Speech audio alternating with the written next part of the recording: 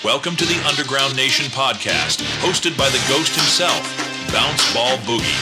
Tonight, we dive into the abyss with Serpentus, the solo vision of Nytheria Nyx, where blackened deathcore meets occult ritual. This isn't just music, it's invocation. Every scream, every riff, every word is spellcraft. Step into the circle and witness where sound becomes sorcery.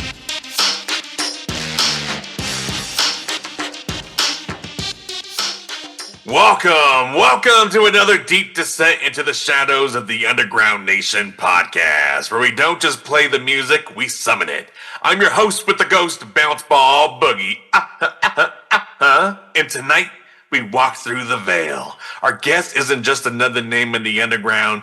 They are a force of nature, a vessel of ritual and sound, where each performance becomes a ceremony and every lyric cuts deeper than flesh. From the depths of Cincinnati, Ohio, rises the occult blackened deathcore entity conjured by Nyx, the sonic embodiment of art, invocation, and power. This isn't just a show, fam.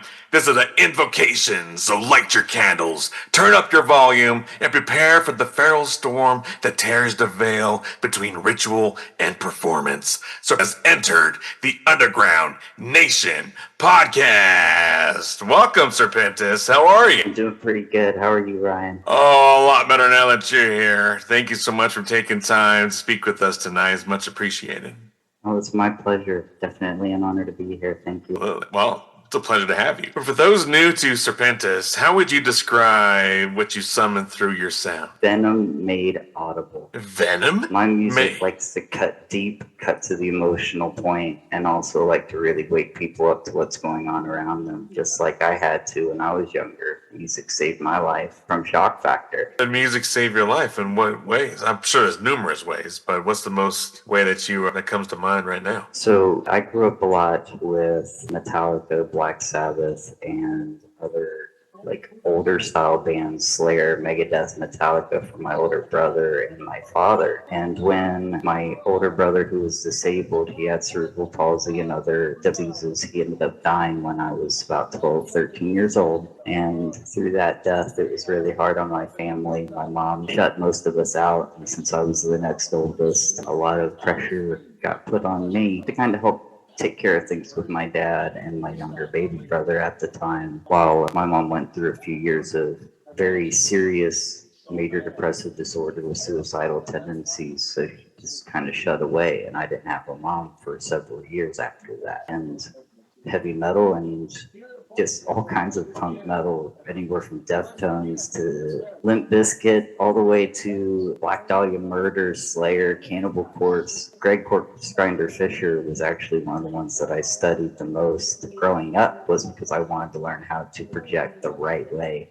And he really taught me how to do that. And even for having a small frame, I think he is the one that I could attribute even being possible to doing what I do. Incredible. Well, my condolences for your loss. But it's very admirable for you pushing through and finding an outlet the way that you kind of described, or being inspired to do so. When I was digging into learning more about Serpentus, you described each song as a spell and every performance as a ritual. When did this vision first take form? Was it born from spirituality, rebellion, or maybe both? So my journey started about the same time, about 15, 14 years old. I actually had a best friend who at the time just really was very thought-provoking, always kind of challenged my own inner beliefs because I had a lot of doubts with my religion at the time growing up. I grew up in a traditional Christian Catholic household. A lot of my style was frowned upon. Anytime I brought home anything with a skull on it, it was devil be damned. So it was always an interesting time at my house. I very much was the black sheep of the family, but I also had a lot of weight on my shoulders. I carried a lot of blame for my brother's death. So having that, as well as, I guess, being able to come back around and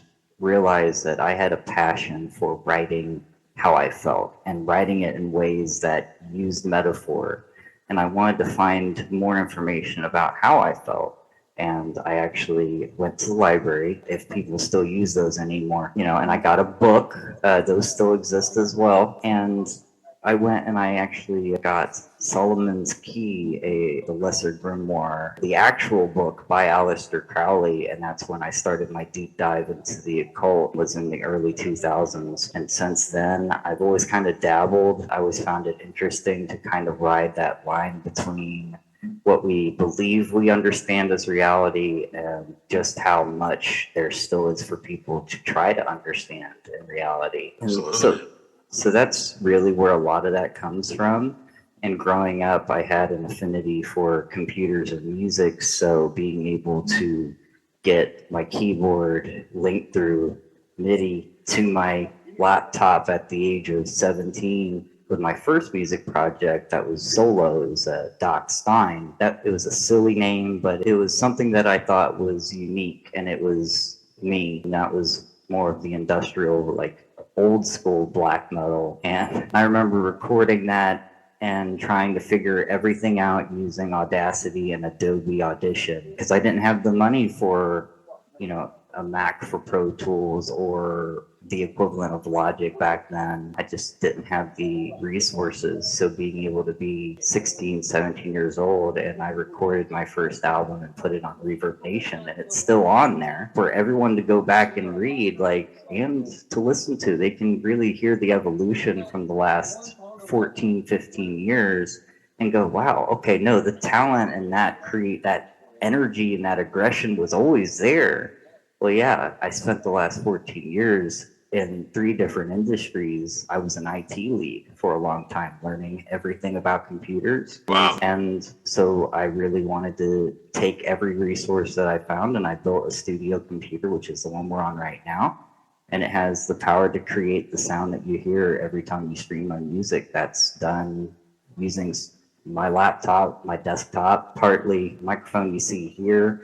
I got a couple others and a whole bunch of other tools that I shove underneath my desk when I'm trying to get ready for interviews. So it's always been a juggling act for me. It's always been a blend of art and technology and learning, because technology and the occult always shared there were always a lot of connections with me about, how we operate, how when things align properly within ourselves, we feel that energy burst. We feel like we're happy doing something. And when we're happy doing something, well, we just want to do it better and more, and we care about it. So blending all those things just made me care more. And 14 years later, now you've got me finally back at the spot where I've got the resources now, and I've got the passion still, and I'm here and I'm ready to stay this time.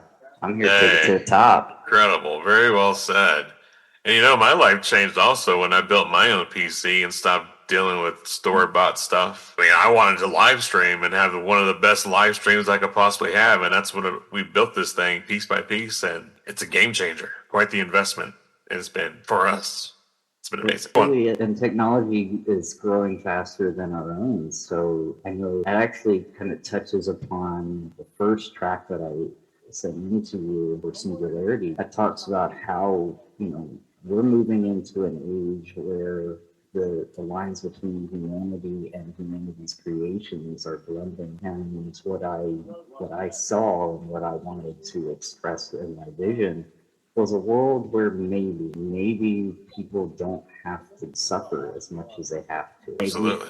We finally might get to that point where, like we're finding now, this type of dementia, brain damage, stroke damage, that stuff is curable. It's becoming a reality. All these dreams that we had for a better world, maybe, and through all the nightmares and the naysayers, which is what the song is written from the perspective of. Nightmare song, yeah. Worst case scenario, we're fighting off Terminators and going extinct. Best case scenario, maybe we might get to live a few hundred extra years of happy years. Absolutely. So then, with what you just said here, how do you channel emotion into your music without it consuming you personally? Well, I think part of that's I'm just kind of desensitized a little bit, just because of the amount of death I've gone through in my life. It wasn't just my older brother.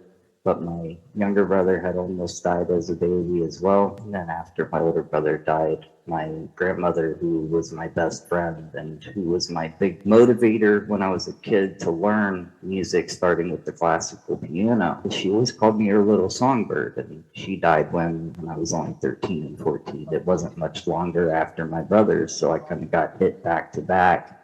And then shortly after that, my grandfather and two of my uncles. So I've lost a lot of people that were close to me. One of my uncles taught me guitar. He was an electric guitar player in his own band for decades. And I have a lot of inspiration that has kind of just faded away, not in my mind, but just in my life. I no longer get to talk or breathe with my inspirations. A lot of them have passed. And even my own best friend, who's only a year older than me, he passed away from cancer at the age of 19. And him and I, we never got to see our dream of doing music together come to fruition. And I'm sure he would probably be really proud and really amazed with how far that I've come, and I haven't forgotten him after all these years. Absolutely. Well, again, my condolences for all of the losses. I've dealt with a lot of loss myself, so I can't relate. I wanted to ask, because you said right there, the memories still there and possibly even embedded into your music. When I was reading the EPK that was sent, it described Serpentus as existing between art and sorcery. What's your creative process like when writing? Do you begin with a lyrical concept, a riff, or a ritual mood? If you're enjoying what you're hearing with Serpentus, you're going to love discovering more underground artists shaking the scene at underground-nation.com. Head over now to explore raw, unfiltered music from the depths of the underground. And don't miss the next issue of Underground Nation magazine, dropping Christmas 2025, where the voices beneath the surface rise to be heard. It actually, every single song has to have an emotion to even start it. If I start working on a backing track and 30 seconds in, I'm like, okay, like it's great, it's got energy, but I don't feel the words, I don't feel that emotion, I don't feel that story that I'm trying to tell. I want the music to match the story, not the story written to match the music.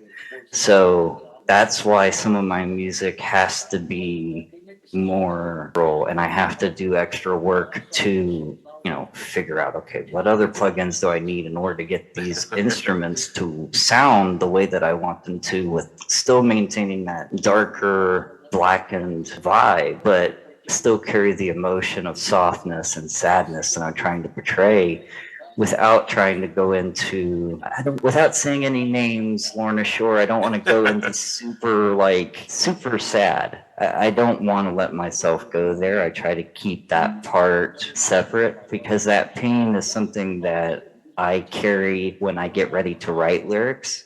Because when I write, I sing. I just sing them, and I sing what comes to my heart. And then I tweak it later. That's how I write my drafts. And it's always good for me to just write words, because they don't come to mind in sequence. I'll be feeling something and I'll just be singing like, okay, sadness, aggression, heartbreak, this is the death, this is the fall, this is the rebuild, this is where I figure out the answer. And then we all come to the same conclusion that we can get through it. And with Singularity, it talks about how for all to live, the flesh must die. And that's because a lot of us, when we're so worried, especially with someone like me, I have gender dysphoria, I have body dysphoria. I wear a mask partly because it helps me just kind of shut myself off from the world. It lets me know that I can just be myself, even though I wore a mask most of my life. And I had to pretend to be people that I wasn't in order to get where I wanted to get to, or achieve what I wanted to eventually circle back around here to music. It was all just stepping stones. And that's what we all undergo, is a metamorphosis between our prior self. Then we metastasize into something far better and unrecognizable.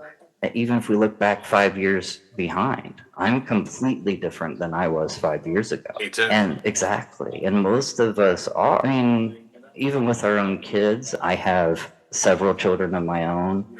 So I get to see them, growing and changing, and the way that they were 5 years ago to the way they are now. It's an incredible change. And if we can foster that acceptance, like, hey, you're figuring yourself out.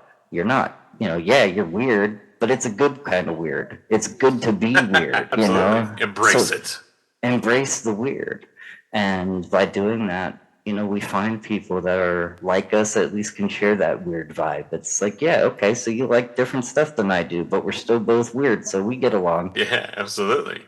There's a cinematic quality to your performances, smoke, shadow, and symbolism. How important is that theatrical aspect in conveying your message? I want to do more with that over time, of course, as resources grow and become available, hopefully. But that's a primary point for me, because I believe that a lot of our art, it's like when you can feel the artist get up and put all of that emotion as they're singing it, it doesn't have to be perfect, but if you can feel it, then you're with it.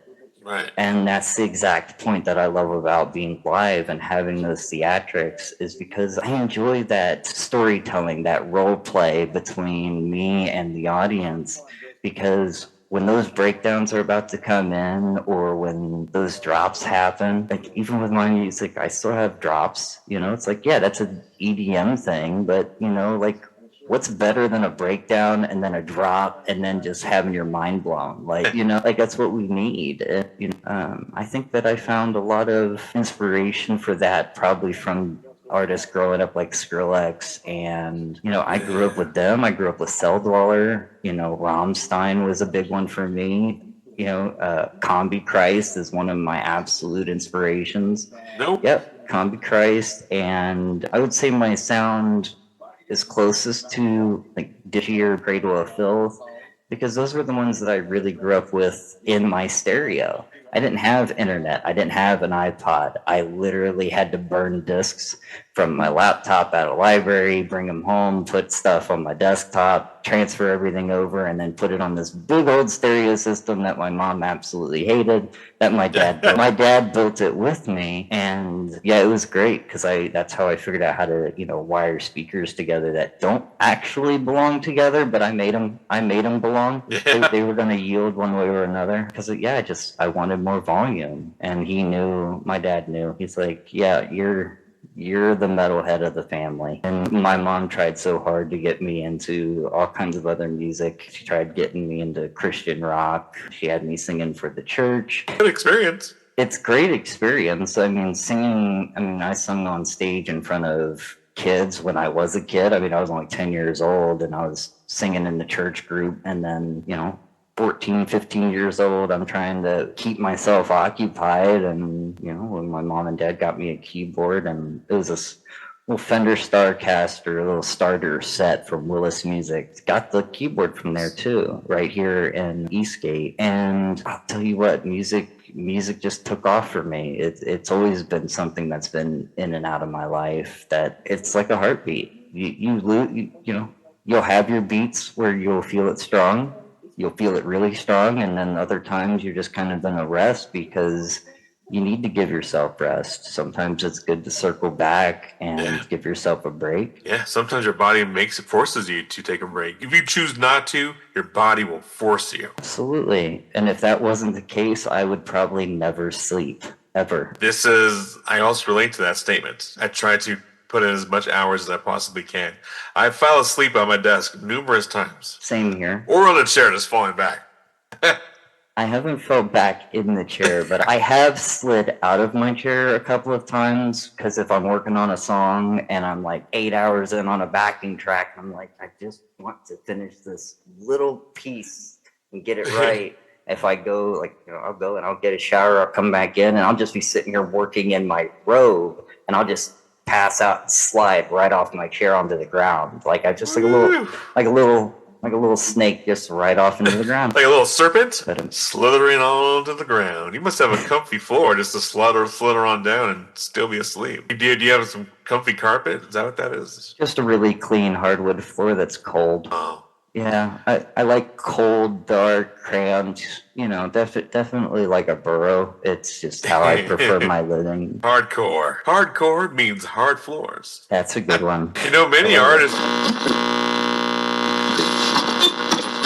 And now, it's time to take you deeper into the void. This is Serpentus, the dark ritual of Nytheria Nyx, summoning energy through pure sound and will. Close your eyes, embrace the shadows, and let the spell unfold. You're listening to Singularity by Serpentus, right here on the Underground Patrol Nation 1 podcast. Charlie to home. Oh, go ahead, one Charlie.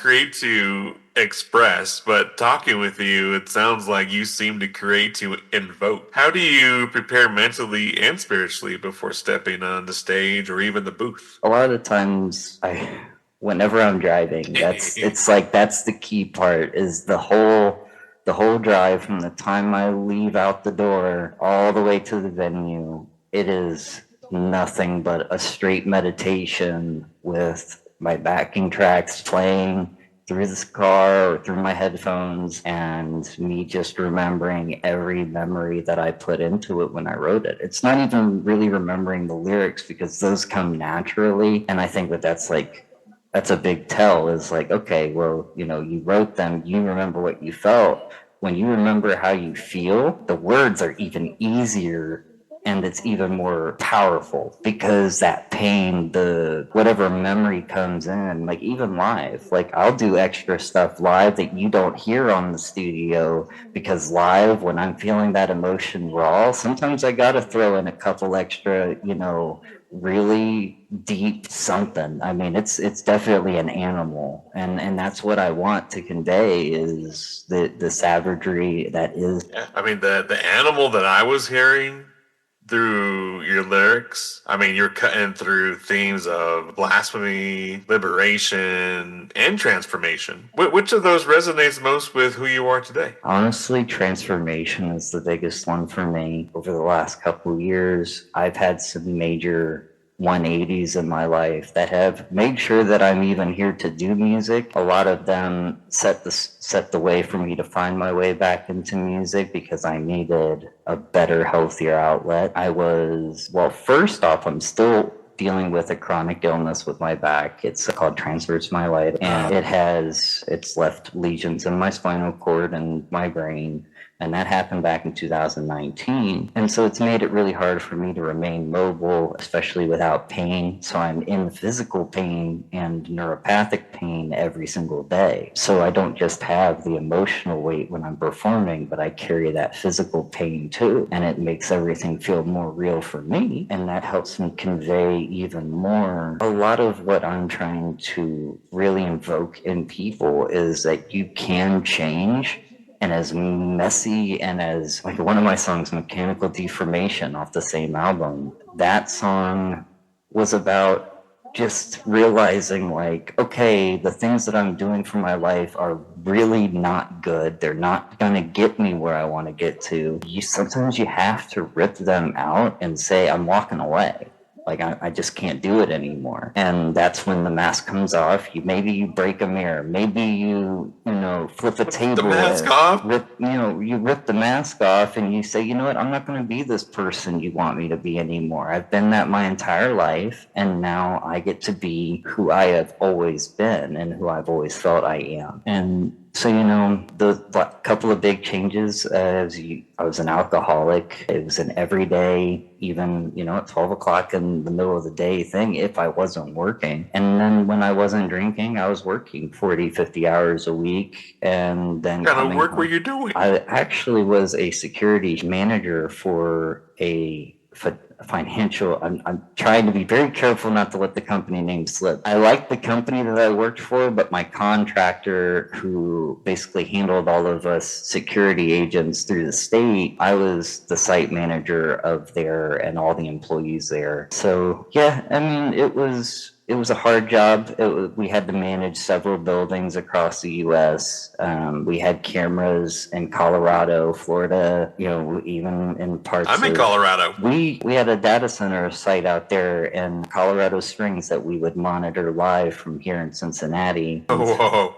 Yeah, so it was always cool because I would get phone calls from, like, armed data centers up in Michigan, like Grand Rapids, Michigan. There's a big underground super complex. It's three locked gates that we have cameras on, and all the guards there are armed with, I think, semi-automatics and submachine guns. Wow, what the heck? What are they protecting? The data centers, I don't know. I didn't want to know. Lots of, so, that was a big jump for me. But, we had like the Lieutenant Governor of Ohio, John Husted, came into our our building, and I got to meet him and two of his Secret Service agents. And it was really cool because they were just wearing a normal suit, tuxedo, just like you would think Secret Service, and boy, yeah, they were strapped. They were definitely strapped underneath. Wow. Yeah. Like a movie. Yeah, and it was really cool. So I got to have a few experiences of those in my life before coming back. And one of the reasons I left security was, it was doing a lot of stress on my mental health, and I was ready to get out of it. I had coerced one of my buddies from the military to move up from Kentucky.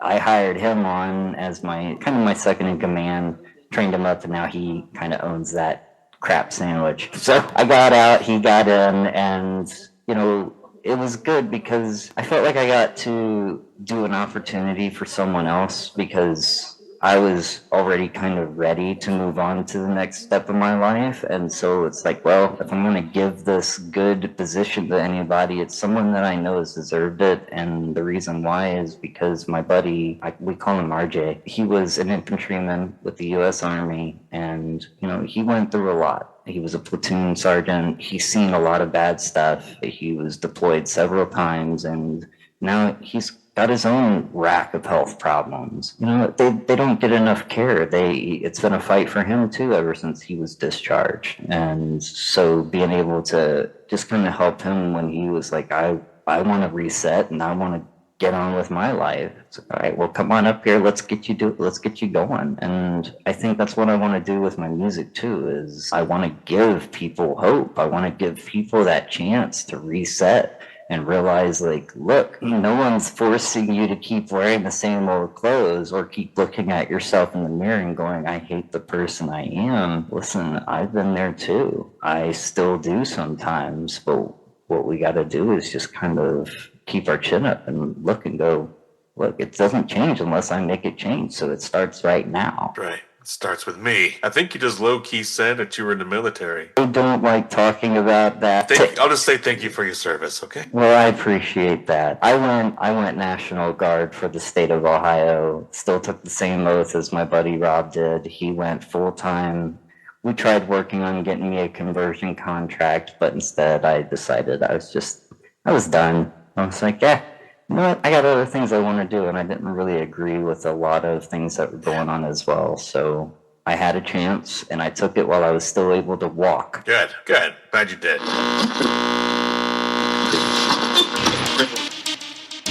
Need spotless results every time? Call Flawless Cleaning Professionals, Denver's trusted cleaning team for homes, offices, and construction sites.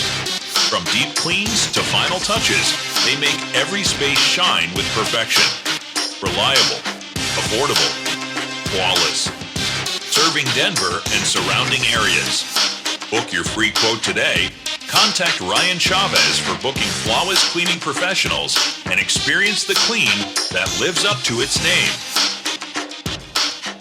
So then, are you full-time musician right now? Right now, I do music full-time 24/7 and be a stay-at-home parent 24/7. I love my kids. I love being home with them. I am partly disabled, so I do have that also as well for me. So it gives me time, even though I have to trade it with the suffering and, with illnesses that we don't have cures for yet. We don't have the ability to go in, replace an entire spinal cord without other serious problems right now. Yeah. So maybe one day when that happens and I'm half cyborg, we can revisit that. Like, how are you feeling now? Like, I feel like I could conquer everything. Man, well, at least you get to spend time with the kiddos, be able to have some time to focus on your music and what comes next, and that is a blessing to be in that position. So I'm excited to see what comes from all this. From everything that you were sharing with me, I'm just like taking it in, because I'm an artist myself, and I'm just like, if you put yourself in that vulnerable state to channel such darkness and intensity, how do you maintain balance and protect your energy afterward? A lot of the times I like to purge that energy with silence. It's something I learned from David Draymond from Disturbed, was after a live set, just not having human interaction for a little while and just sitting in silence, literal silence. It is the most comforting down for me after a show, because I don't always get right out. My last show, it took me hours to get out after I was done. So, it happens sometimes, and conversations start up, and when you're with other bands that are touring around and you're sharing similarities and talking about the future together, I mean, sometimes it's good to go just sit in a corner, and I'll admit, it's like sometimes it's good to just sit there and kind of just let it out and go, wow, that was rough for my internal mentality. We got through it, and we got through it proud. And we got through it strong. And that's what that's about. It's that strength, that controlled chaos. People want that feeling. They don't want it to be just music that's played. I have backing tracks from my live music. But when you don't lean on them and when you use them kind of just like little touches and little effects, but you leave the energy and the power fluid and chaotic for live, that's what makes it special. Like, that's why you go and watch music instead of just, oh, well, I bought the album, why go see it live? I can just play it loud through my own speakers. Yeah. I mean, yeah, if it was just playing the music and I just stood there and maybe, you know, had the microphone and I just did that for a whole 30 minutes and didn't move and just stood like a statue and it sounded exactly like the record, I mean, yeah, I can see that. But I remember I saw Slayer on their farewell tour at Riverbend and watching the tribute to Jeff Hanneman, if I can remember how to pronounce his name correctly, may he rest in peace, and, you know, Kerry King just still laying all that hate right there on the stage, just not directed towards anyone. That's what we do. We just dump it out. We leave it on the stage. It gets gobbled up and destroyed by the energy of the crowd. And then that negative energy, by the time you're all done, everyone's feeling better because we let it out. We finally had some echo chamber to dump all that pain and misery that we feel we don't want to burden someone else with. Well, music's how we dump it all out together and we share that pit. We're not, what I believe when people look from the outside in and they see a mosh pit, they go, well, these people are nuts. They're swinging on each other. They're, you know, it's like little frame me. And I'll be in the middle of a circle mosh pit because when you put all of your negativity and that burden right there on the ground in that pit and everyone is just demolishing it, you can feel it getting demolished. It is a ritual in and of itself, and that's what every live show is for me. Is that's a way for all of us to get everything that's weighing us down, we throw it out, and we're going to let everything that powered us up right back in. That ferocious, the aggression, the energy, and that hope of, you know what, we're not going to fucking stop. We're not going to give up. We're going to keep being us and we're going to do stuff our way. Absolutely. So then if your art is the spell, what's the message you want the listener to walk away enchanted with? Don't give up hope that you can't change. I'll never give up hope. I'll never give up. It took 29 years for me to embrace my own identity and what I believed in and who I was without as much fear. And I know that a lot of other people go through a lot of times where they're like, I don't know who I am. I don't know who I want to be. So what else do I do but just turn myself on the autopilot? Well, turn it off once in a while. Go skydiving. Go jumping. Go bungee jumping. Even if you're scared of heights, just have a friend push you. After that, you'll never be the same. You might also have one less friend, but you'll never be the same. I'll never be the same. I'll never forgive you, Cal. I'll forgive you. Good. Because I definitely like to push my friends in good ways all the time. Anytime they need it. That's right. Push them up, all the way up, all the way up. Wow, this has been quite the ride, Serpentus.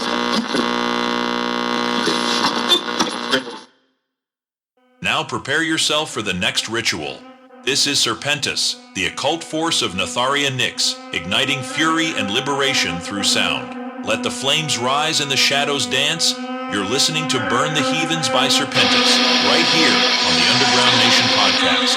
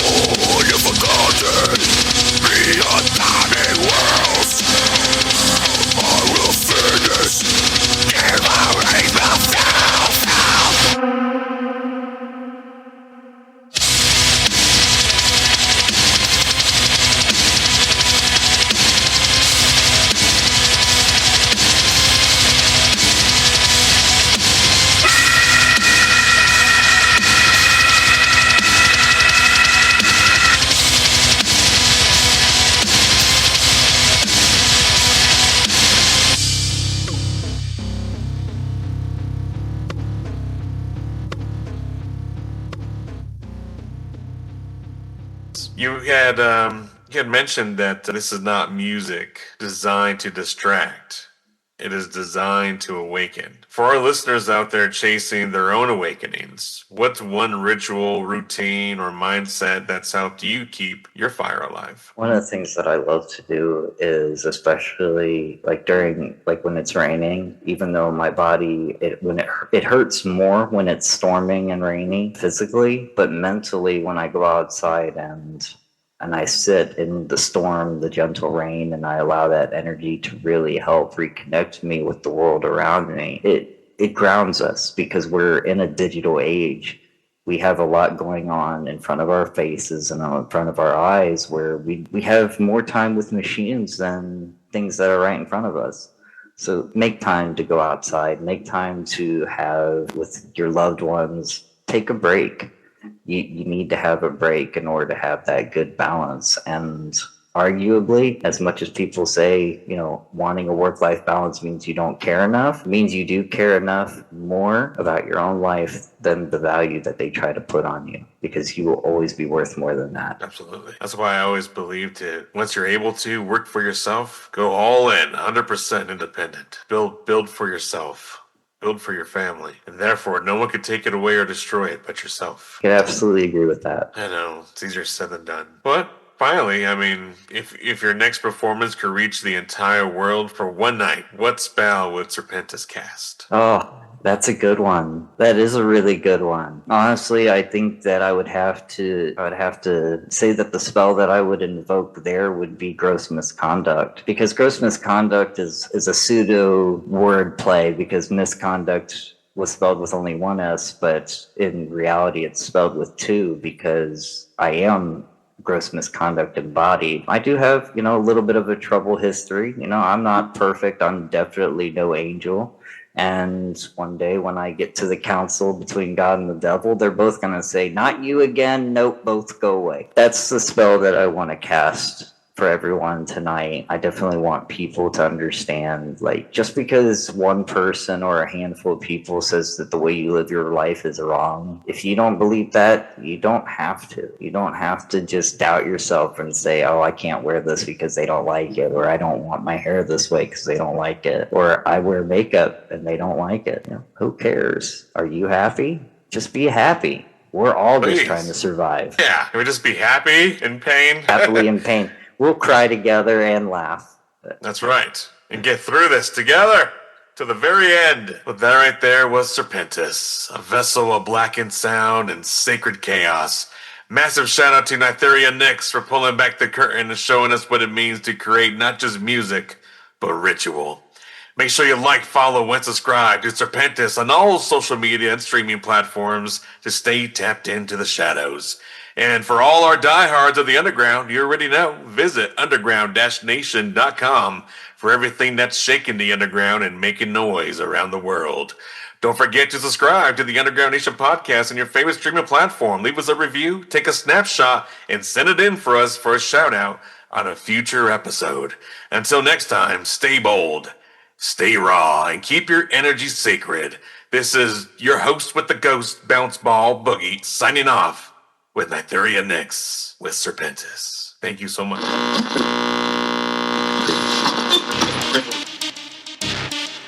That was another killer episode of the Underground Nation podcast with your host, with a ghost, Bounce Ball Boogie. Be sure to like, follow, and subscribe to our guests on all social and streaming platforms, and show your support for the Underground at underground-nation.com, where real music lives, loud and proud. Until next time, keep it raw, keep it heavy, and keep it underground.